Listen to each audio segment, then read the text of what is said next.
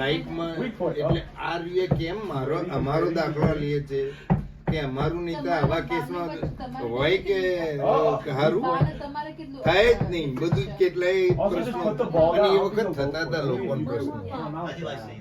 અને અમે જે કડી ભણતા હતા ને ત્યાંથી પછી બહુ પ્રશ્નો થવા માંડ્યા હતા ને એટલે ત્યાંથી વેકેશનમાં છોકરાઓ નાટક કરવા ગામડે ગામડે ભણતા હતા કે ભાઈ આવા લગ્ન ના કરજો એમ કહેવાનો ભાવ એ છે. એટલે છતાં પણ અમારું મેરેજ આટલું બેસ્ટ દેખાય છે કે નહીં તમને?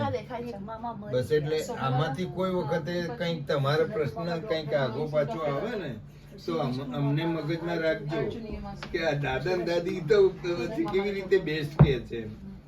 અમે કદી કોઈને એમ કે એકબીજાને દુઃખ હોય એવું દેખાય તમને? બસ એટલે આટલી વાત. અને ભગવાનની દયાથી અમારા જે તમે બધા છો ને એ પણ બેસ્ટ છે.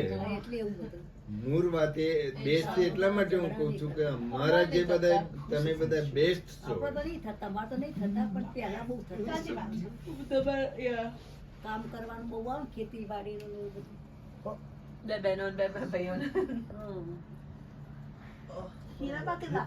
Why would you do that? She said she's 4 or 5 What happened? So she's 6 Huh? 16 વર્ષના લગ્ન. હીરાબાને કીધું અમે બે જોડે ચાટુ કરીશું.